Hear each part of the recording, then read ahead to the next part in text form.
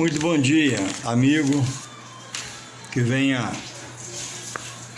desfrutar do gozo, do prazer, do privilégio, da honra de ter rompido mais um ano. Deus, o autor da vida, que detém o poder da vida, minha e sua em suas mãos, permitiu que se rompesse mais um ano, e aqui estamos. Que você possa se alimentar dessa porção da palavra de Deus, que a palavra de Deus é para a humanidade. A palavra de Deus é algo que traz libertação, cura, dá uma nova visão, uma nova audição a quem exercita a prática de procurar, a estar examinando, esmiuçando, como Jesus falou, né? Examinai as Escrituras, porque você deve julgar ter nela a vida eterna. Então, não são palavras do apóstolo Paulo, de João, de Pedro, não, de Maria, de Jesus. Ele diz: examinai as Escrituras, porque julgais ter nela a vida eterna. Palavra do Senhor, dita pelo apóstolo São João. Examinar quer dizer esmiuçar, desejar aprender, entender, porque não há riqueza maior exposta a alguém, não há um tesouro melhor exposto a alguém do que a palavra de Deus. Tudo é muito bom, a riqueza, a prosperidade, o bem-estar, o conforto, piscina, apartamento, casa, chácara, sítio, fazenda. Tudo isso Deus deixou para o homem desfrutar, e não é pecado. Mas o pecado é alguém chegar a esse ponto de possuir todas essas coisas, ou quase todas, ou algumas delas, e esquecer da primeira parte, quando Jesus fala: buscai primeiro o reino de Deus e a sua justiça, e as demais coisas ele diz que ele vai acrescentar. E a vida não é riqueza somente, a vida não é luxo somente, a vida não é fartura somente, porque Jesus falou: nem só de pão, esse pão você pode engorobar em riquezas, viverá o homem, do que tem, do muito que possa ter. Mas ele diz, de toda palavra que sai da onde? Da boca de Deus. Então muitos têm a Deus, quando você pergunta, muitos amam a Jesus, mas quando você vai ver a prática de vida, está ali inserida práticas que o próprio Deus condena, que o próprio Senhor Jesus, na sua peregrinação, no seu ministério terreno, pregou contra, fez grandes oratórias dentro de um barco, na frente do povo, ou fora de um barco, em cima de um monte, e trazia uma relação de coisas que é preciso o homem que diz estar nele renunciar, para que no final de tudo ele herde a sua vida eterna com Deus e não se perca nenhuma eternidade sem Deus. Então, queria deixar um texto nessa manhã para a gente meditar na palavra de Deus e rever nossos conceitos. A Bíblia é a palavra de Deus, então que você honre e reconheça ela como um livro santo de Deus, as Sagradas Escrituras de Deus. Livro que nos revela o que Deus quer em todo momento para cada um de nós. E ele diz assim: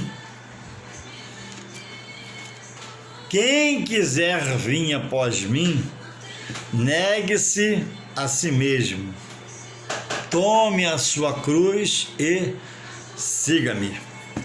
Em suma, é você agora em Cristo querer viver uma nova vida para com Deus, pela pessoa de Cristo e seus ensinamentos.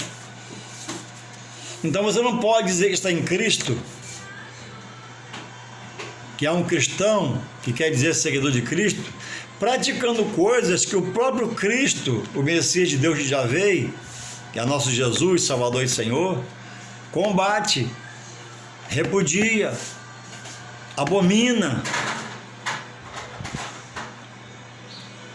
E eu não quero que a sua visão, sua fé, fique preso às minhas palavras, porque eu não falo de mim mesmo. Eu falo da palavra de Deus. E a palavra ela tem um poder de libertar o homem da escravidão.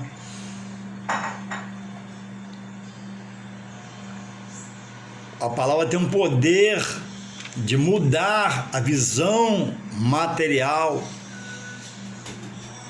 e fazer o homem enxergar agora em espírito e ter uma visão espiritual. Se Deus combate, combatemos nós também. Se Jesus combateu, combatemos nós também, porque somos cristãos. O que o apóstolo Paulo nos pede? Sede o quê? Meus seguidores. Mas o que ele fala? Como eu fui de quem? De Cristo. O apóstolo Paulo, depois que ele aprendeu, conheceu, que foi liberto daquela vida pregressa, presa no pecado, depois que ele entendeu, ele começou a andar nas pegadas do mestre dele, o Senhor Jesus, e fez tudo que Jesus queria que ele fizesse. E Deus fez dele, em Jesus Cristo, o maior dos apóstolos em trabalhos, a ponto de até usá-lo pelo seu espírito para organizar muitas igrejas.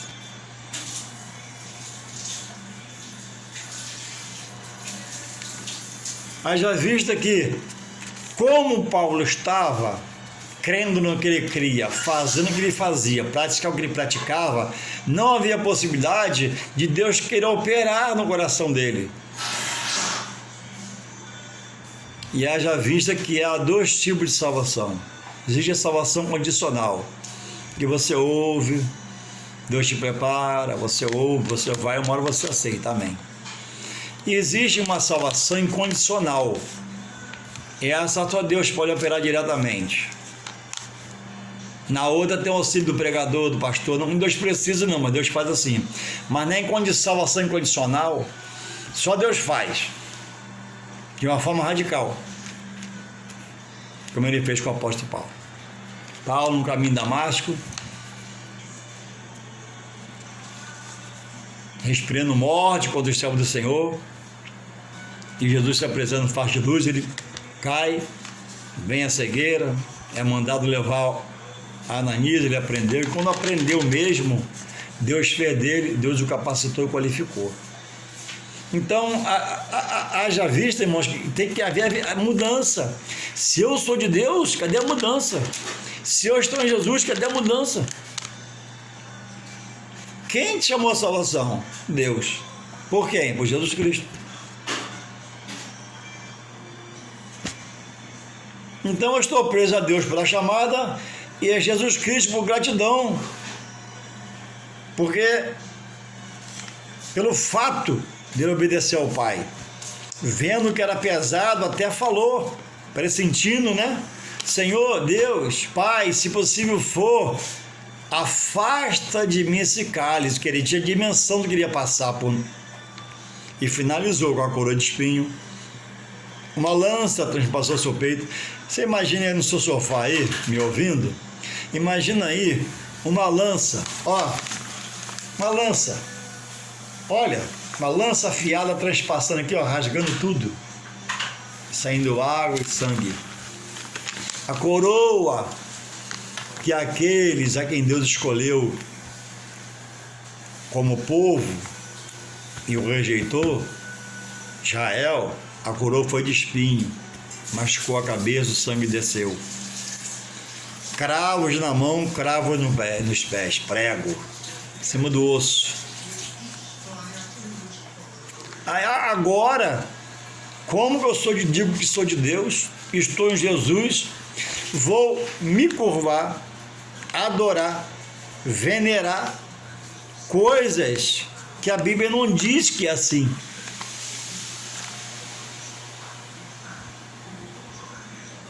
Se a Bíblia diz, amém, vamos se unir, se esforçar ao máximo para chegar à perfeição desse cumprimento, porque é Deus que mandou. Mas se a Bíblia repudia, e a Bíblia é a palavra de Deus, se a Bíblia não aceita a palavra de Deus, então repudiemos, não aceitemos. Porque, lembra-me agora o Espírito Santo, né? É o que Elias falou com o povo, com o profeta de Deus. Vendo o povo, né, duvidoso, vendo o povo servindo aqui, o povo comia aqui de Deus, comia lá dos demônios. O povo estava junto aqui, separado, estava se misturando com o pecado. Elias, Deus usou Elias, se Deus é Deus, vem para cá, para lá de cá. Mas se Baal, se o demônio é o Deus de vocês, então, é o lado de lá, vocês estão certos, fica lá mesmo. E os desafiou. E diz o texto lá que ele foi proposto por Deus no coração de um sacrifício ao povo. E entre o sacrifício deles, para chamar a atenção do Baal, o demônio, o Deus que eles fizeram como Deus, diz que eles se cortavam, se mutilavam em sacrifício de sangue próprio, né, jorrando. E Elias debochou, ele foi viajar. Elias debochou, ele está dormindo. Porque o Deus de Eli é espírito, não dorme, não se cansa. E Elias venceu, porque é a verdade. Então, nós que dizemos que somos de Deus, se Deus é Deus, firme na palavra, que a palavra diz amém, a gente diz amém. A palavra diz, sai fora, sai fora. É pecado diante de Deus. Louvado seja o Senhor. E eu queria deixar aqui um texto da palavra de Deus, para não ficar minhas palavras, e não alongar muito o vídeo, que diz assim, olha,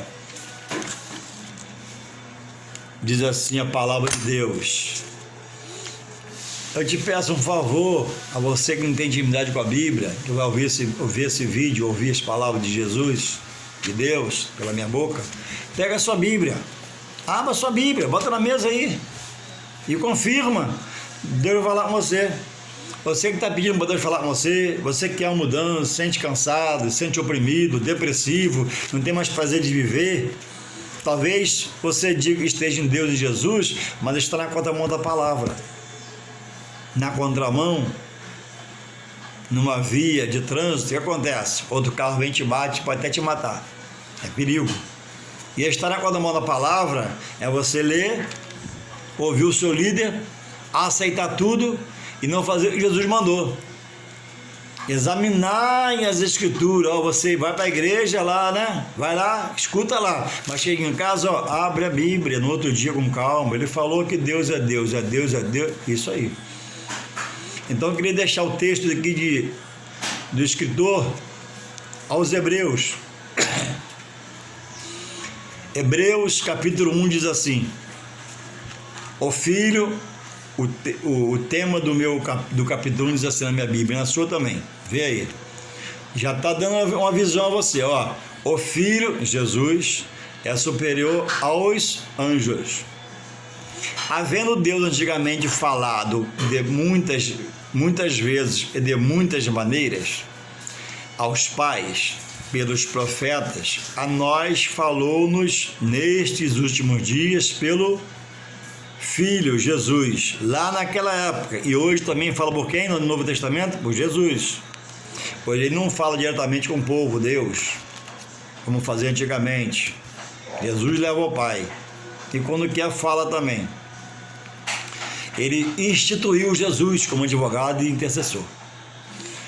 2. A quem constituiu herdeiro de tudo, por quem fez também o mundo, o qual sendo o resplendor da sua glória e a expressa imagem da sua pessoa. Quer dizer, Jesus tem todas as semelhanças, né, de Deus, e nós também de Deus.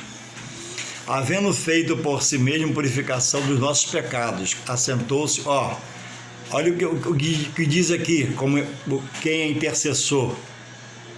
Havendo, Hebreus, capítulo 1, verso 3 agora. Havendo feito por si mesmo, Jesus, a purificação dos nossos pecados, meu e seu. Assentou-se à destra da majestade nas alturas de Deus, onde está. Chegando lá, ele herdou toda a honra, toda a glória, todo o louvor, todo o poder da mão do Pai. Aí, vamos lá ao assunto principal aqui, verso 4. Estou falando devagar para você entender, que eu quero te ajudar. 4. Feito tanto mais excelente do que os anjos, quanto herdou mais excelente nome do que eles. A Bíblia diz que o nome de Jesus é o nome sobre todo nome, em cima nos céus e embaixo na terra.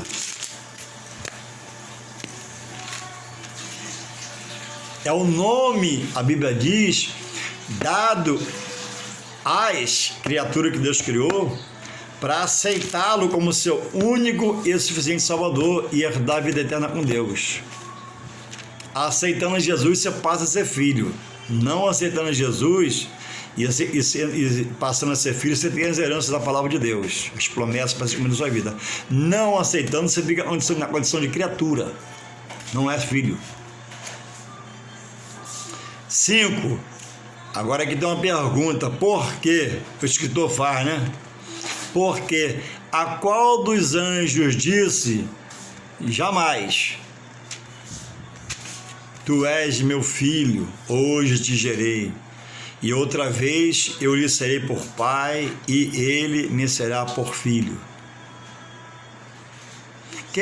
O que é o anjo segundo a palavra de Deus? A palavra de Deus, não é a visão do seu líder, não. Anjo anjos é um exército de Deus criado pelo próprio Deus, que leva a mensagem, traz um livramento.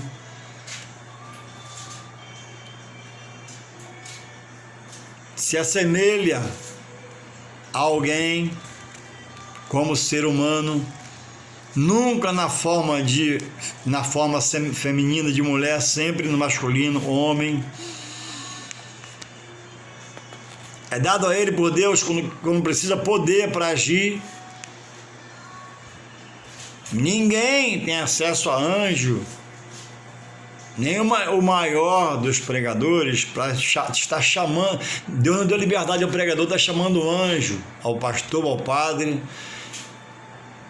e dizer anjo vem, dizer anjo vai. É um exército particular de Deus, a quem só Deus diretamente dá ordem. Vai, ele vai, vem, ele vem.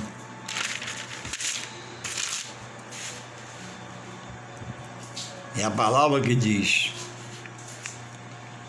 6. E outra vez, quando introduz no mundo o primogênito, seu filho Jesus, diz, olha o que ele diz para os anjos. Deus para os anjos, olha, Deus usando o autor de Hebreus. E 6. E outra vez, quando introduz no mundo, quando Maria o concebe, nossa querida e saudosa irmã Maria, diz, e todos os, vê a sua Bíblia aí, abre a sua Bíblia, adorem. Todos os anjos o adorem.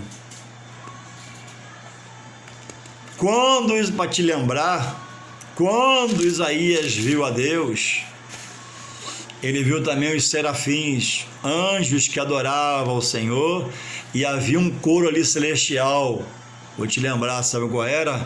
Eles diziam assim, ó: Santo, Santo, Santo é o Senhor dos Exércitos. Ou seja, se eu não adorar, Deus já é adorado. Se você não adorar, Deus já é adorado. Mas a palavra vai se cumprir sobre tudo e todos, em todo o tempo. Ninguém vos fugirá dela. Após a morte, segue-se o juízo. Quem adorar vai viver eternamente com ele. Quem rejeitar o adorar vai se perder para a eternidade. Louvado seja o Senhor. Então, por que há as consequências? Porque quando passa a saber, Deus não tem mais homem como inocente. Você passa a ser culpado diante dele. Quando você não sabe, você não escuta, você não ouve, Deus te tem como ignorante, não conhecedor. Mas quando você passa a saber, aí você passa também a estar incorrendo no perigo de ser condenado no final da sua vida.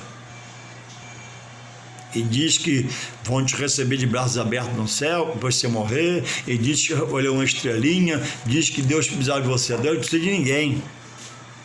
Todos precisam de Deus. Olha, isso é conto das carrochinhas. Sai fora disso. Entra para a palavra. Vem para a palavra. 7, ele fala assim. Fala do ofício, agora fala do anjo, diretamente do seu ofício, 7. E, então, no 6 ele fala assim, outra vez, quando introduz no mundo primogênito, diz, e todos os anjos o adorem. E aqui eu quero deixar registrado o contexto disso aqui, que está em Apocalipse 22. Vamos lá. A Bíblia não precisa de um livro para se ajudar, porque a Bíblia é autossuficiente com a palavra de Deus. A Bíblia interpreta a si mesma. Então eu li ali o texto, não foi? Texto base, Hebreus 1. Hebreus 1 fala o quê? Vou voltar aqui para te ajudar. Hebreus 1 fala assim, ó. Você que não conhece muita palavra, ó. Hebreus 1 fala assim, ó. Hebreus 6. Hebreus 1:6 fala assim, ó.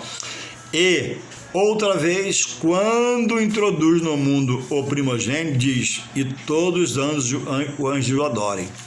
Aí eu falei que Isaías viu os anjos adorar a Deus e dizer, Deus é adorado o dia todo, ininterruptamente. Mas como que esse pessoal não se cansa? Porque são espírito.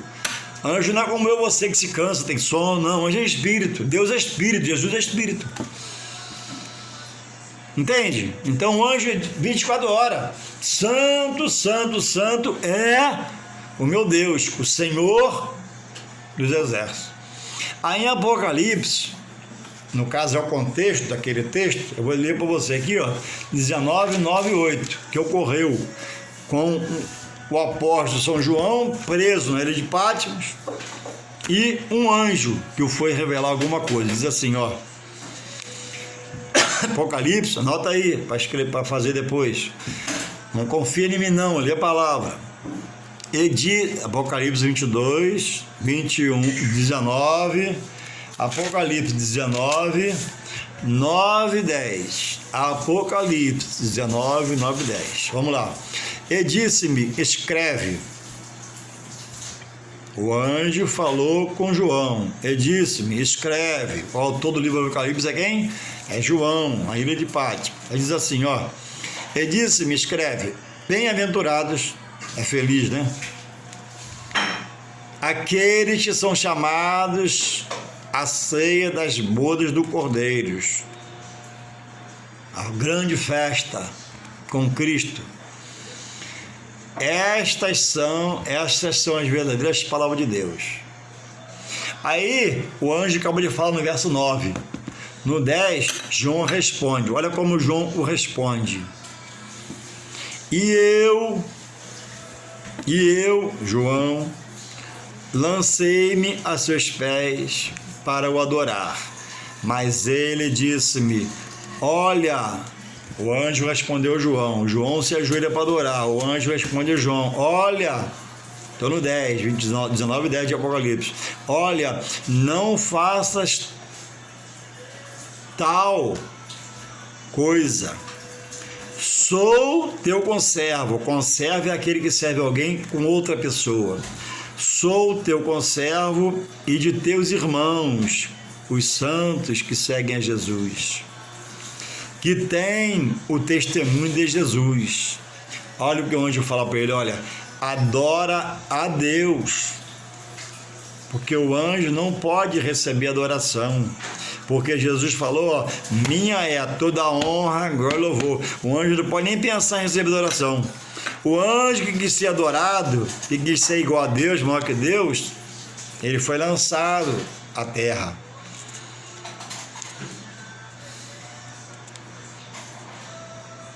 E está condenado a herdar o inferno, que está reservado para o diabo, que é o líder deles, que era feridor de medidas, homem de confiança de Deus, e foi lançado para a terra porque prevaricou, foi teimoso em insistir. E esse está aí trabalhando na mente de homens. Entre os homens são líderes espirituais para fundir mentiras. Por isso muitos adoram o quê? Anjos. Mas a partir de hoje você passou a saber que não se pode adorar anjo. Então vou repetir o 10. João começa, ó, e eu lancei-me a seus pés. João lançou aos pés do anjo para o adorar. Mas o anjo lhe disse, olha, não faças tal coisa. Sou teu conservo, quer dizer, sirva Jesus com você, adora Jesus. E de teus irmãos, que têm o testemunho de Jesus. Adora a Deus. O anjo fala, ó, adora a Deus. Ó, João, dá honra a Deus. João, exalta a Deus. Se você fizer isso comigo, você vai acabar comigo. Adora a Deus, porque o testemunho de Jesus é o espírito de profecia. Então, voltando aqui.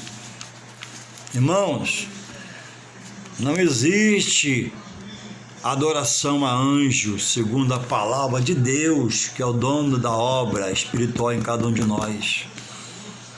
João foi até adorar por desconhecimento ou por querer reverenciar, mas o anjo o adverte, João, por favor, adora a Deus, porque o anjo sabe, se João esqueceu, o anjo sabia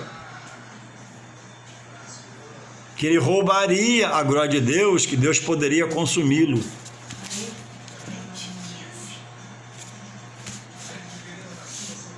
Eu vou acabar aqui. Então é muito sério, irmãos, é muito sério.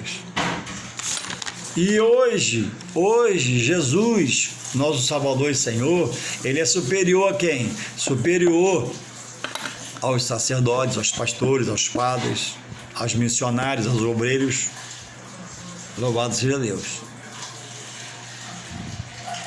Em muitas comunidades, irmãos, chamada igreja, a palavra tem sido muito mudada pelo homem.